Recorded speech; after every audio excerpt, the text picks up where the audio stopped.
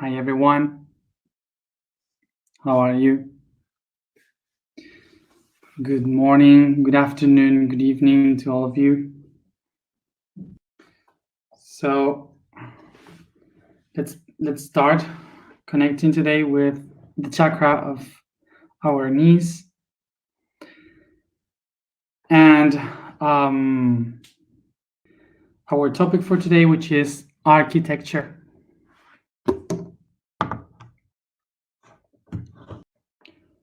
So let's begin with this topic, which is one of the beauty arts that affect us the most, because it's about space, and all of us are affected by it because we all live surrounded by space, by places. We all move through places in our life. We cannot escape from that. So all the spots that we can go has architecture. So let's go to understand what is architecture. So perhaps maybe architecture is not affecting us as the beauty like the other arts had, like music or painting, dancing, which are much more moving in our emotional. But even though architecture is kind of the one that affects us all every day, constantly, so it's important to know about it.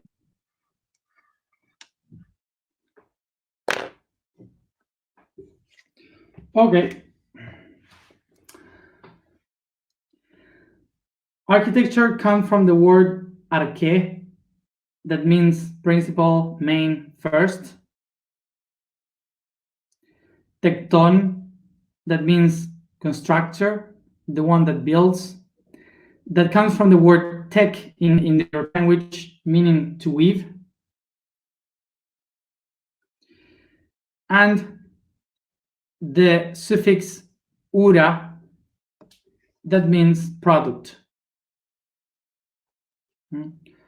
So basically, architecture is the product made by the first or the main constructor.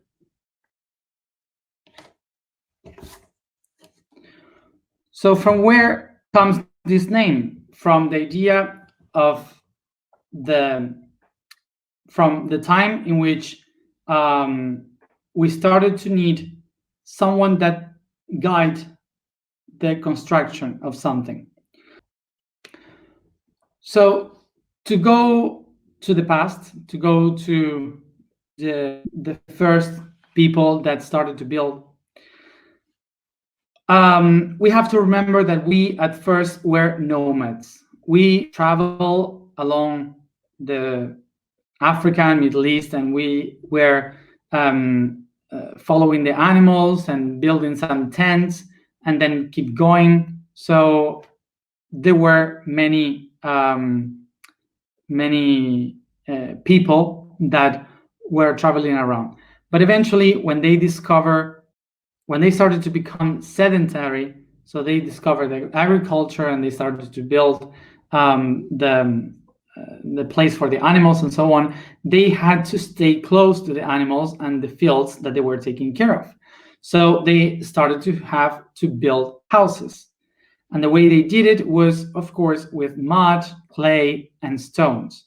So they started to make these kind of caves with these materials, and they created these first houses.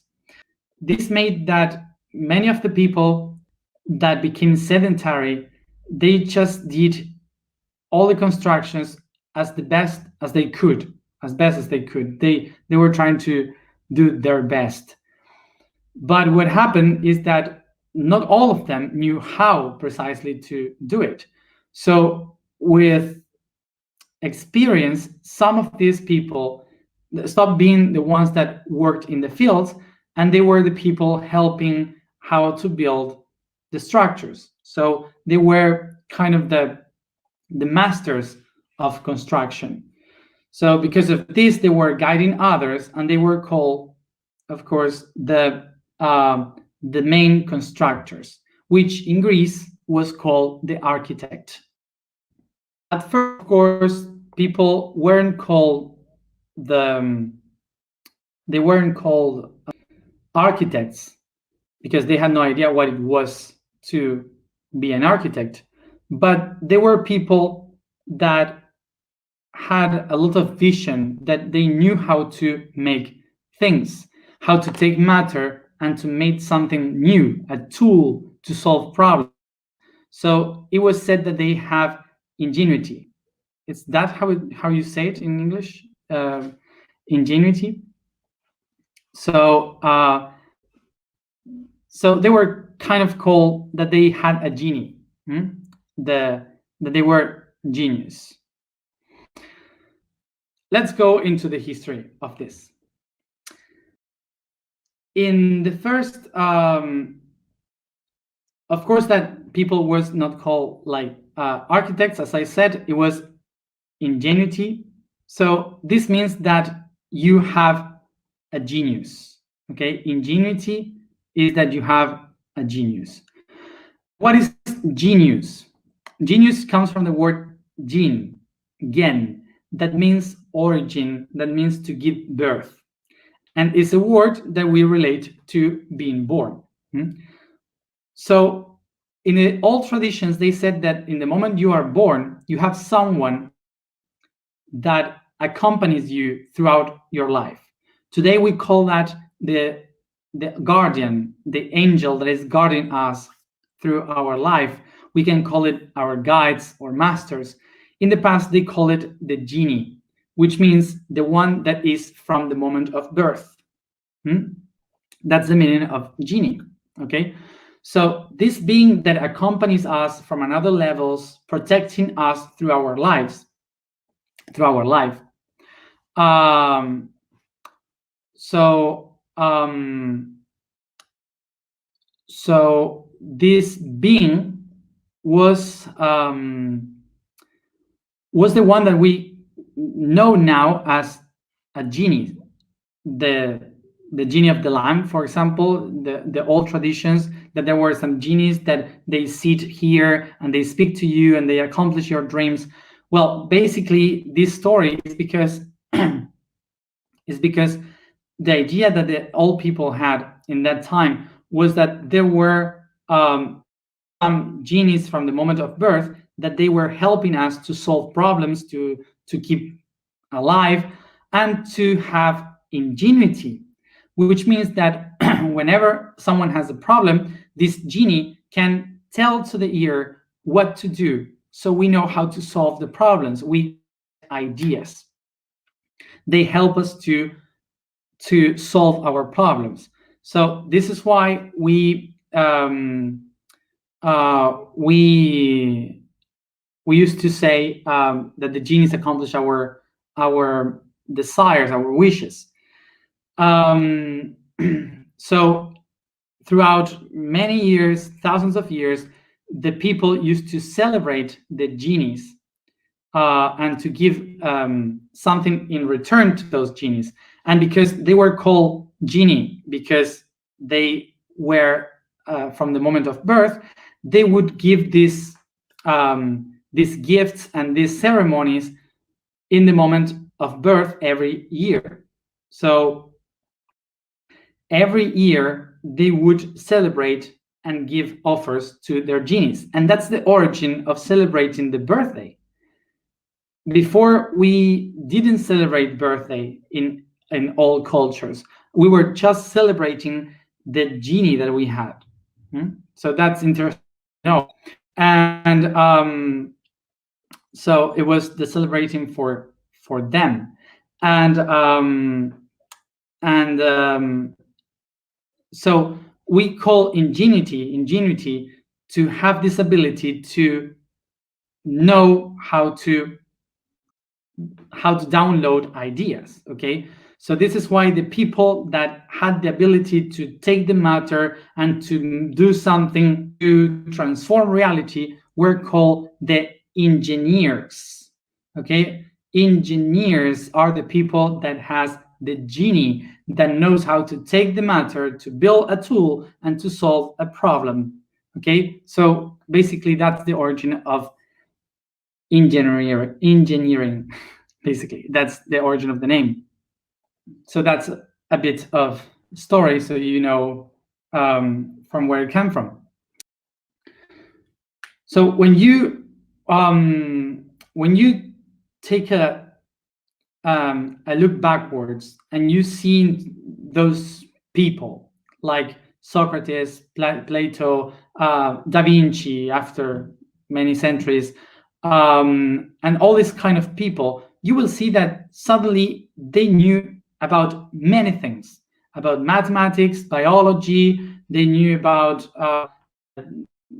construction, about geometry, about spirituality. They kind of mixed everything. They had knowledge of many different things.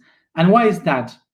Because they were holistic, because they loved wisdom.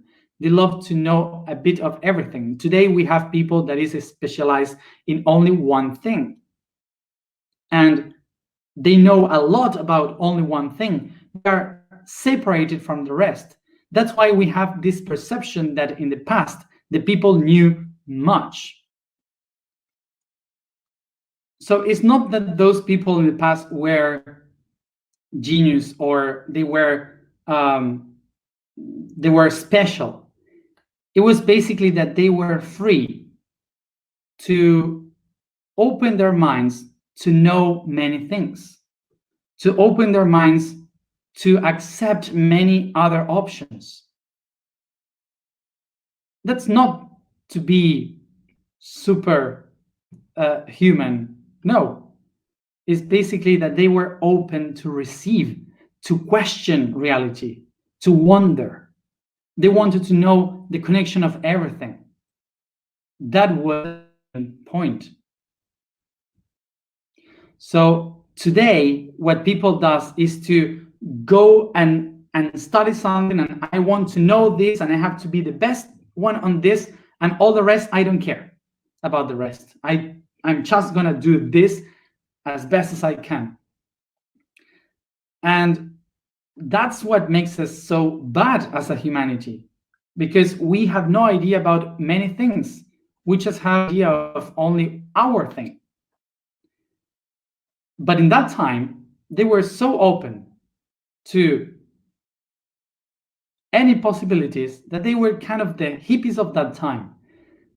They were that. They were living in peace.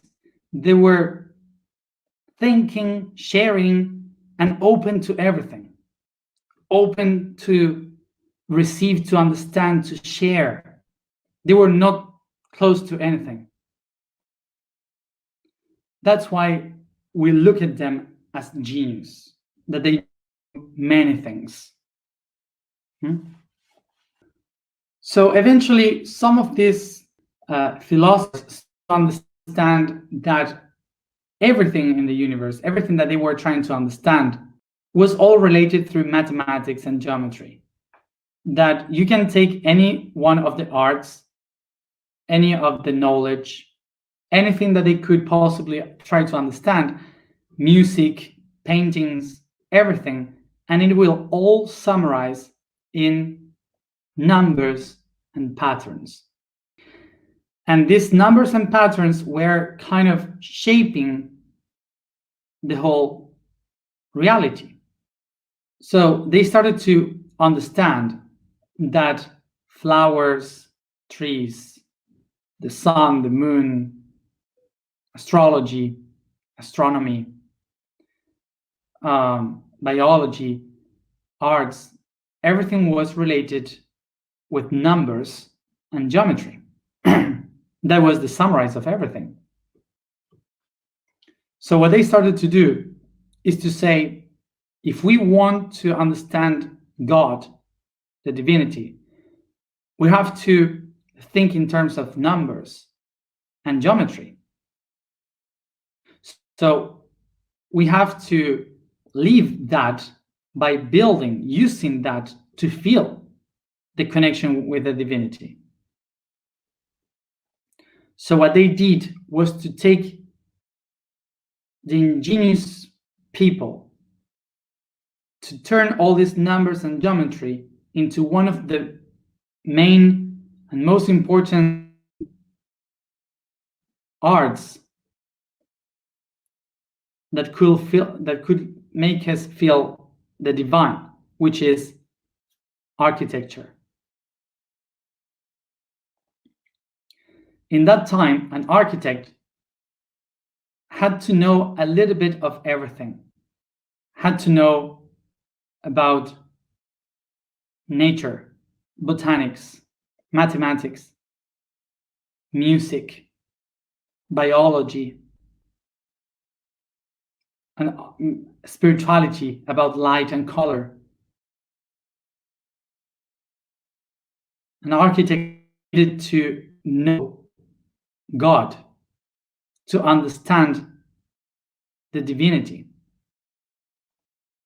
Al universo se le llamaba el gran arquitecto, el arquitecto que diseñó todas las cosas. Y los arquitectos en la Tierra solo estaban tratando de entender cómo había creado las cosas. This is why they created the idea that God, the universe, was called the great architect. And this great architect was the one that designed all things, that designed everything through mathematics and geometry. So the architects were willing to connect with the idea of the divine through construction. So people eventually, when they accomplished to get a bit of everything to understand the whole, they were able to build things like the pyramids, for example, that even today, people have no idea how they were built. And this is basically because people from today are looking into the pyramids from the point of view of just engineering, of just structural construction, slavery, architecture. But in that time, it was not only that, it was many other things.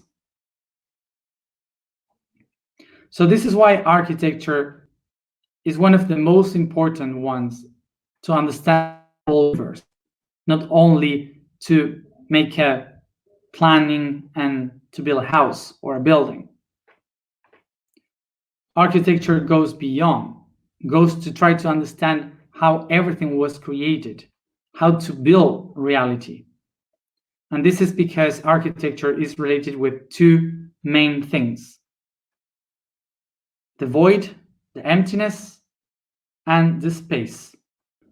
So when we say void, void is a place where nothing exists, and that eventually something starts to occupy a space on it. Like, for example, a desert, a forest, a mountain. They are architecture, they are constructions, because they have a mathematics on it, they have a geometry on it. So from the void of nothing appears the space that starts to reproduce in many shapes. So space is basically where the architecture can be done. So this space, when you modify the space, whoever modifies the space, it turns immediately that space into architecture. Like a very old human that creates a path along a place, someone that constructs a small dam, someone that makes a boat, that carves the land to sow a seed. Whatever someone is doing with intention to modify a space where that person is considered the first builder or constructor of something, even if it is just a tool, not a house. That's why it's architecture. Whatever we do with ourselves, inside or outside, is basically architecture. So if we want to modify ourselves, to transform ourselves, we have to become architects. So to build ourselves into a new shape, into a new reality, we have to take in account the secret trinity of architecture that I tried to write here, just in case that I don't know if you are going to see it, but anyway, I will let it here. Beauty, firmness.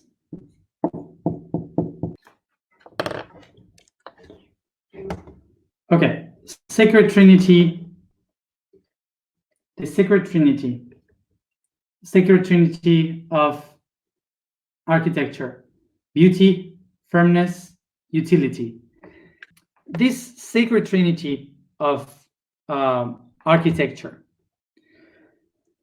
was written and signed by a man called Vitruvius in the 1st century before Christ.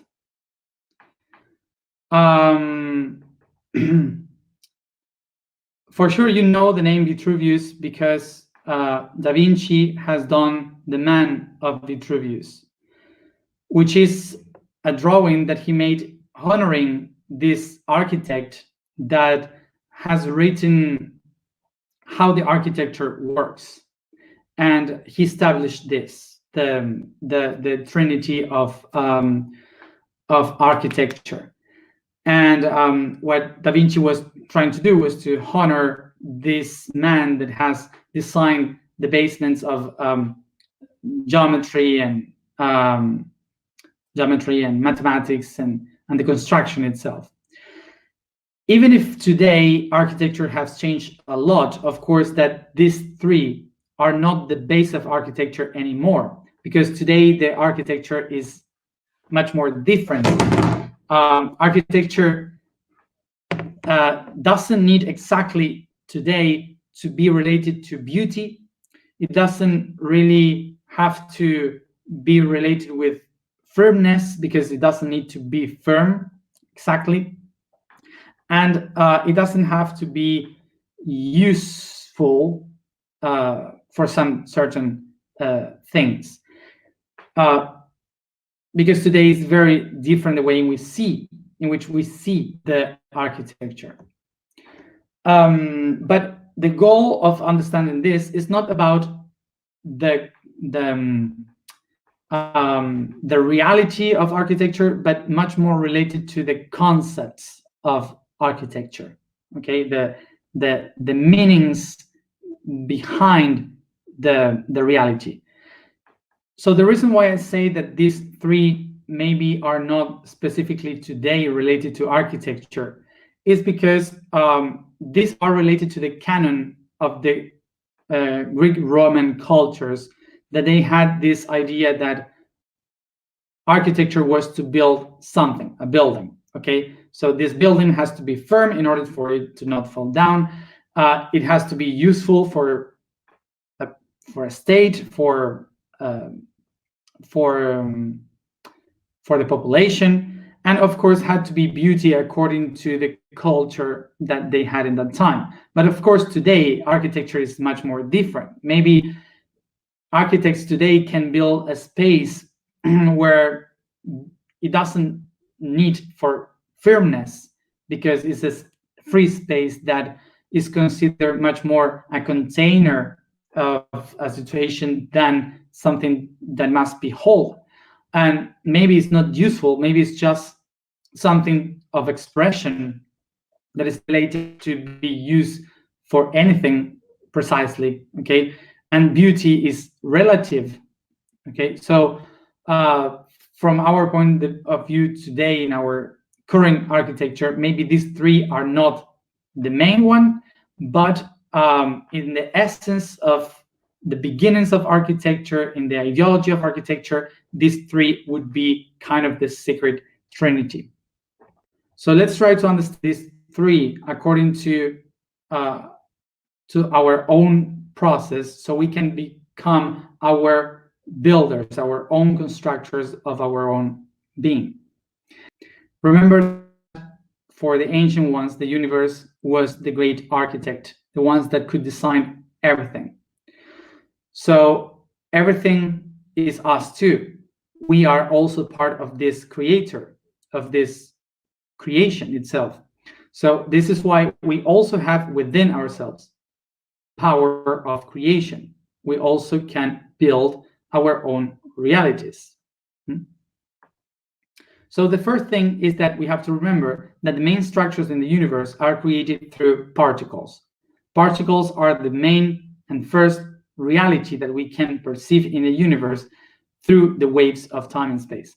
So these particles has two different ways of being seen, which is positive and negative. And this positive and negative are trying to find a medium point to storage energy, to find balance. And this is why they create atoms, the conjunction of different particles that will find a utility in their own energy, which is exchange and save energy. This is why utility comes from. So from that atomic reality, they start to build structures that are bigger and bigger, and they evolve trying to, of course, to save energy and exchange energy.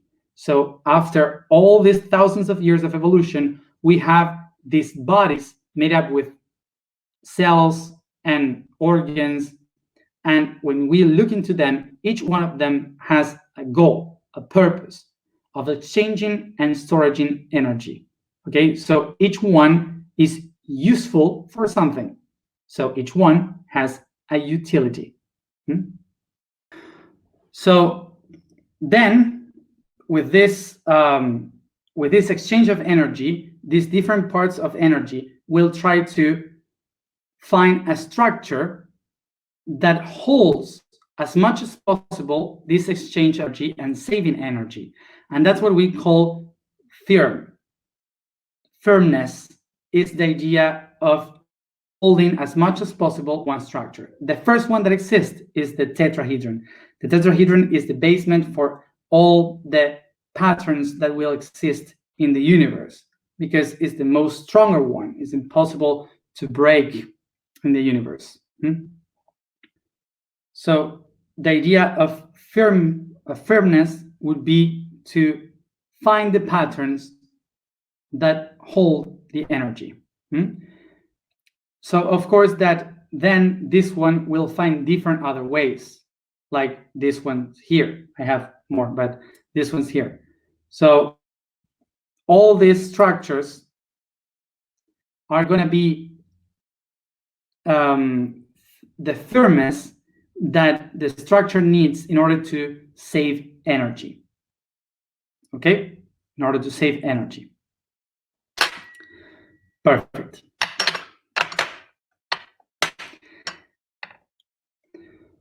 So then from this multiplication comes the third part, which is beauty. Beauty comes when you have these structures and suddenly you are able to design structures from it, like this beautiful flower of life, or here with this structure, suddenly you get this, and you find the Star of David, and many other structures that will appear, giving beauty to all creation. Many possibilities to create. So, of course, that this is the reason why ancient ones call God the great architect, because by mathematics and geometry, have here the utility of a structure, the firmness of a structure, and the beauty through its multiplication. And the way in which we use this building in ourselves is recognizing, remembering that each one of these structures are organs, are emotions, are chakras. So when we start to recognize which chakra is each one of these, if I know the utility, the useness, the utility of each one of these structures in my body, when I know my organs, when I know my chakras, if they are useful for me, what things I can use from me, if they are firm, if I am in my own axis, if they are strong, if I find myself strong, or what are my weaknesses, when I recognize the beauty that I can give to the world through my attributes, my gifts, so I will be building myself up.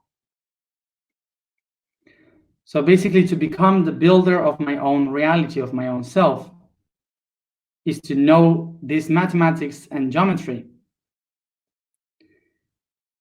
and to know how useful are each part of self, how firm I am, and what are my attributes that I can share with the world. Once said this, let's go to the information for today. The vibration is Ru. The statement is, I am the guardian of the path.